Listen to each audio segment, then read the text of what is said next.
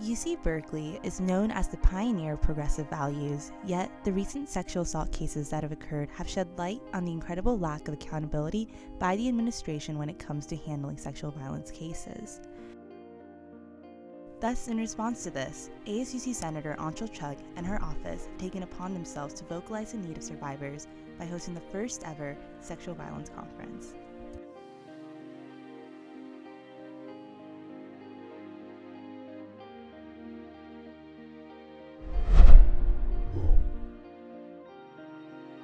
The conference was actually planned starting last year when I ran for ASUC Senate. My campaign team and I really truly believe that we need to have a space to navigate sexual violence with our identities, and we've been planning it since September, and we're really excited to see it come to light.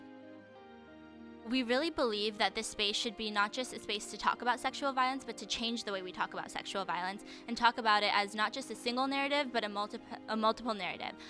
So we want to talk about how this intersects with our identities and also focus on a day of healing tomorrow with decolonized yoga, chai, reflection, and just kind of getting to know folks in our community. In an effort to have a more inclusive setting for participants, the conference included varied workshops with different themes illustrating diverse issues about sexual assault and violence. So the workshop that I'm leading is for sexual violence with relation to folks that identify as men. I hope for a lot of folks to kind of get a lot out of the space, and that we can have a conversation about what that looks like. We can talk about intersectionality with queerness, with who is a man, who is male-bodied, who identifies with what kind of experiences, and what does that look like for different folks. I attended the workshop which related to the sexual violence in the South Asian community. Personally, it was pretty important because I identify as South Asian, and I've grown up in a community where talks about sexual violence have always been a taboo topic and have never been openly discussed. But it was a very enlightening and empowering experience. I felt really comfortable in the space that was created, and listening to a lot of experiences from my peers, I think it was a very encouraging experience. Survivors and students at UC Berkeley are increasingly finding themselves carrying the weight in addressing sexual violence, although it is the university's response to do so. That is why the Sexual Violence Conference is so imperative and necessary to not only keep the administration accountable, but to provide a space for survivors and students to share and learn.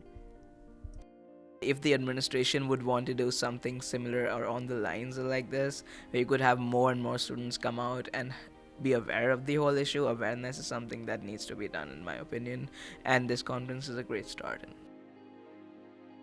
I think that at Berkeley and then other campuses, grassroots movements are extremely important. So what having this conference shows is that the community that cares about sexual assault prevention is small but extremely mighty, and it's growing every day. And I think that this sends a message to administrators here and then also to other campuses that this is an issue that's not going to go away. It's a very powerful issue that needs to be addressed. I think that once the university really begins to start taking what we call a survivor-centered approach, that will really help in people feeling more comfortable coming forward, but then also it would really help with people feeling more comfortable throughout their time here. That can be making accommodations for them around their class schedule. That can be, making sure that they're in a campus community or an environment that actually makes them feel supported and makes them feel safe. And so that's holding perpetrators accountable, for example. I mean, there are just so many things that campuses, I think, are afraid to do because they don't want to present the campus image as being a place where sexual assault does happen, but sexual assault does happen.